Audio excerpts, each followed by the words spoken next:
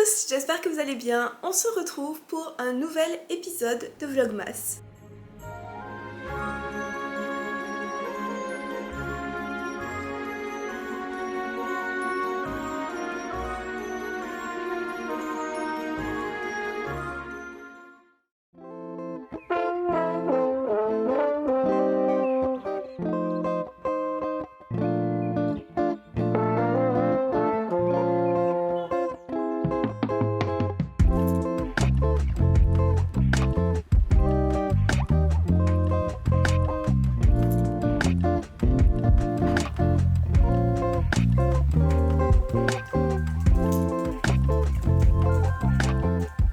Ce matin, j'avais rendez-vous avec mon agent. Comme vous êtes plusieurs à le savoir, mon agent est aussi à la tête d'une librairie à Montréal, la librairie Joie de Livres qui se spécialise dans la romance et la SFF, donc science-fiction, fantasy, fantastique.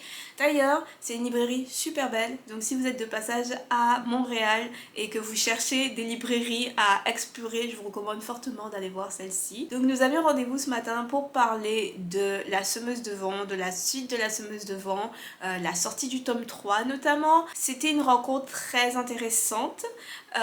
Je vous parlerai bientôt de la suite de La Semeuse de Vent, de la sortie du 3e tome. Pas dans cette vidéo malheureusement, dans sans doute quelques vidéos. Mais ouais, notre conversation a été très intéressante et m'a aussi enlevé un poids que j'avais sur les épaules depuis quelques mois concernant cette série. Et à nouveau, je vous en dirai un peu plus bientôt. Sinon, à part ça, aujourd'hui, j'aimerais avancer dans l'écriture de mon nouveau projet qui est Projet Traversée. Je suis en train de terminer le chapitre 22 sur 32 chapitres. Il me reste, je pense, moins de 1000 mots à écrire pour atteindre la fin de ce chapitre. Donc j'aimerais vraiment le faire aujourd'hui. Même si c'est pas un chapitre facile à écrire. C'est un chapitre qui est plutôt dur, mais je suis si proche de la fin. Le prochain chapitre, c'est vraiment l'un des premiers chapitres que j'ai imaginé lorsque j'ai planifié ce roman. Donc je sais qu'il va être facile et vraiment fun à écrire. Il faut juste que je termine celui-là pour pouvoir écrire cet autre chapitre. Moins de 1000 mots, on va essayer de faire ça. Ce matin, avant d'aller à la rencontre de mon agent, j'ai écrit un peu plus de 1500 mots, 1537 mots. Donc là, on va essayer de... Je me demande si je peux atteindre 2000 mots écrits aujourd'hui. Je me demande, je sais pas. Sinon, en fouillant dans mes dossiers hier soir, je suis tombée sur un fichier Excel que j'ai créé début 2025 pour traquer le nombre de mots que j'écris tous les jours. La dernière fois que j'ai mis à jour, c'était en mai si je me trompe pas.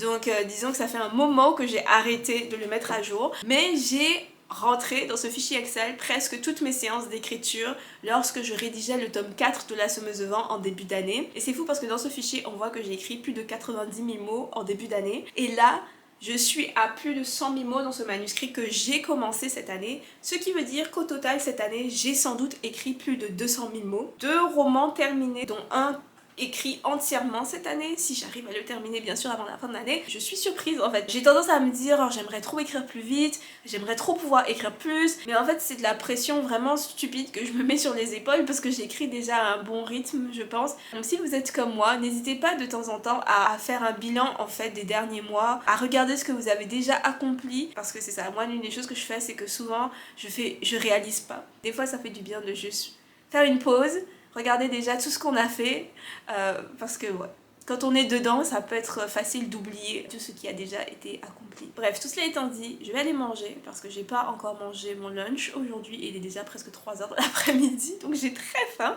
Je vais aller manger, je vais terminer ce chapitre.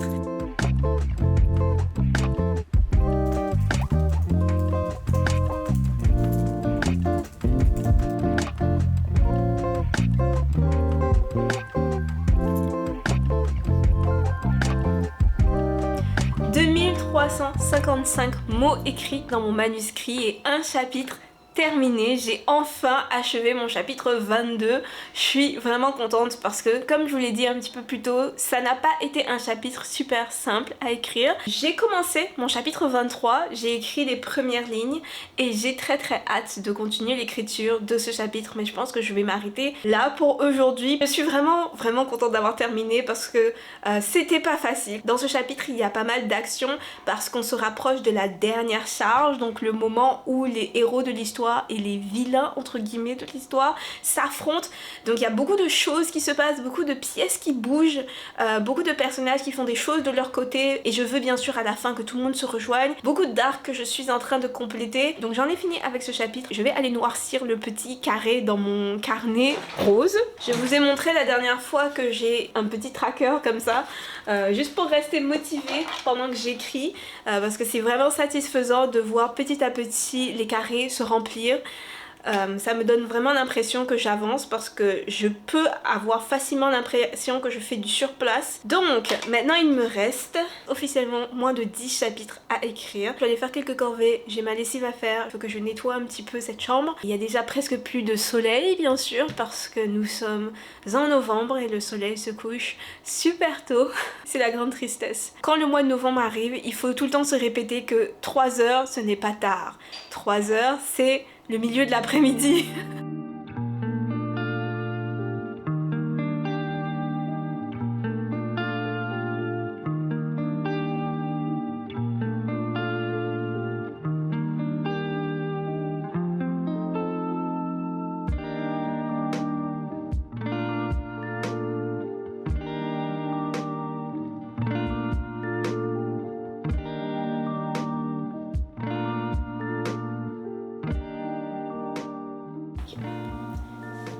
En parlant à mon agent ce matin, j'ai réalisé une chose, c'est que j'ai pas vraiment de système pour choisir le livre que je vais écrire ensuite. Comme plein d'auteurs, j'ai une super longue liste de projets que j'aimerais un jour pouvoir écrire, que j'aimerais avoir le temps d'écrire avant de mourir, mais j'ai pas vraiment de système pour choisir mon prochain projet. Tous les projets que j'ai envie d'écrire après celui sur lequel je suis en train de travailler, c'est des séries. Donc lorsque j'étais jeune, ce qui était populaire, c'était les grosses sagas de fantasy. Harry Potter, donc la saga de 7 tomes. Le Trône de Fer, une autre très longue saga qui n'est d'ailleurs toujours pas terminée. Twilight, qui est aussi une série de plusieurs livres. Lorsque j'étais jeune, ce qui était populaire, c'était vraiment les longues sagas. Et la question, c'était toujours quelle sera la prochaine grande saga qui va occuper tous les esprits. Les choses ont beaucoup changé et aujourd'hui, beaucoup de lecteurs sont lassés par les sagas parce qu'il faut attendre entre chaque livre. Ça coûte beaucoup d'argent puisqu'il faut pouvoir acheter plusieurs livres pour pouvoir avoir toute l'histoire. C'est pas toujours certain aussi qu'on va avoir toute l'histoire puisque regardez par exemple le Trône de Fer qui n'est toujours pas fini. Donc c'est pas sûr que l'auteur va finir la série, c'est pas sûr non plus que l'éditeur va vouloir publier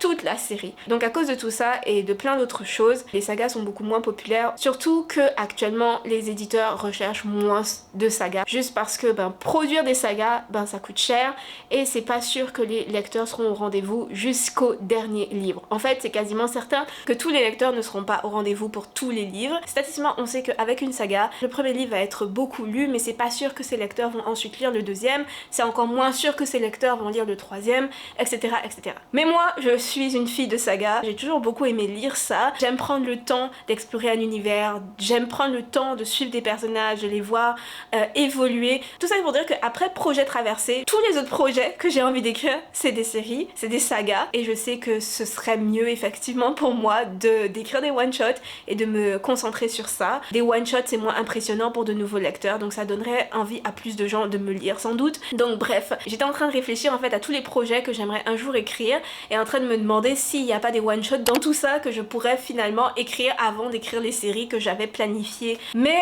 je sais pas, j'ai vraiment envie d'écrire projet CDC. Ça c'est un projet que j'ai juste vraiment envie d'écrire depuis très longtemps. C'était une duologie mais c'est récemment devenu une trilogie et en fait je m'étais dit que j'allais écrire le premier tome après avoir terminé Projet Traversé, mais maintenant je suis en train de remettre tout ça en question. Quoique je pourrais écrire le premier tome et ensuite écrire une one shot. C'est possible. Je sais pas. C'est les questions que je me pose actuellement. Dites-moi dans les commentaires si vous préférez les one-shots ou les sagas de fantasy. Que pensez-vous du fait que actuellement les éditeurs recherchent moins les sagas? J'ai vu passer quelques opinions en ligne à ce sujet. En tant que lectrice qui aime les sagas, je pense que c'est vraiment triste. Mais je comprends pourquoi les choses sont comme ça, parce que des maisons d'édition doivent quand même faire de l'argent à un moment donné. Donc je comprends que la plupart des éditeurs aient pris la décision de se concentrer sur les one-shots et sur les duologies. Mais c'est juste que bon, en tant que lectrice qui aime beaucoup ce type de livre, ça me rend triste. Allô, ici Mélodie du montage. Je voulais juste ajouter, parce que je pense que j'exagère un petit peu dans ce clip, dans cette vidéo, donc je voulais juste ajouter, je sais que les sagas n'ont pas perdu en popularité. Je pense pas que c'est le bon terme à utiliser. Il y a toujours beaucoup de gens qui lisent des sagas, il y a toujours plein de fans de sagas comme moi. Je sais qu'on existe toujours, qu'on est là, qu'on achète toujours les sagas. Ce que je veux dire par là, c'est que même si il y a toujours un public pour les sagas, c'est juste qu'il y a aujourd'hui beaucoup de lecteurs qui ont été déçus par des sagas inachevées et qui aussi préfèrent les one-shots. C'est plus ça que je voulais dire. Il y a encore des éditeurs qui investissent dans les longues séries. J'ai vu récemment une maison d'édition française annoncer la sortie d'une trilogie française, donc pas une traduction. Du coup, c'est bien la preuve qu'il y a encore des maisons d'édition qui sont prêtes à investir dans des sagas, dans des séries. Donc je tenais vraiment à nuancer ce que je dis. Je parle très vite dans cette vidéo, j'ai l'air très excitée, je sais pas, j'avais beaucoup d'énergie. J'ai des vidéos comme ça, quand je me regarde en faisant le montage, je me demande d'où j'avais toute cette énergie, vraiment. Je l'ai un petit peu nuancé ici. Aussi, une chose qui est maintenant très trendy en édition, c'est les séries de type épisodique, les spin-offs, les préquels, ce genre de choses. Ça aussi, c'est très trendy. Au final, les éditeurs ont toujours été plutôt frileux par rapport aux séries. Depuis que j'écris, j'ai toujours entendu que c'était pas une bonne idée de se lancer dans une longue série lorsqu'on commence. Donc c'est pas nouveau, c'est juste que c'est quelque chose qui s'est renforcé avec les années, j'ai l'impression. Et aujourd'hui, je vois beaucoup d'éditeurs, lorsqu'ils font des appels à texte, dire qu'ils ne veulent pas de séries. J'entends beaucoup plus de gens autour de moi parler du fait que les séries, c'est beaucoup moins recherché. C'est vraiment une tendance, je pense, qui s'est renforcée ces dernières années. Ce qui n'est pas étonnant, les maisons d'édition, comme je l'ai dit, ont besoin de faire de l'argent au bout d'un moment et les séries, c'est pas toujours rentable. Surtout lorsque c'est des séries écrites par des auteurs qui sont pas très connus. Lorsque bien sûr c'est des gros auteurs américains comme par exemple Brandon Sanderson, quand c'est des auteurs comme ça, on sait qu'ils vont vendre, du coup forcément on va publier leurs séries. Mais les petits auteurs qui n'ont pas encore fait leurs preuves, entre guillemets, c'est plus risqué bien sûr pour un éditeur d'investir donc dans ce genre d'auteur. Bon, sur ces derniers mots, je vais mettre un terme à cette vidéo parce que je vois qu'il me reste presque plus de batterie. J'espère que ce petit vlog vous aura plu. Il ne s'est pas passé grand chose, mais j'espère quand même qu'il vous aura plu et que vous aurez passé un bon moment avec moi à m'écouter parler de mes projets. Portez-vous bien tout le monde et on se retrouve demain pour un nouvel épisode de Vlogmas. Bye!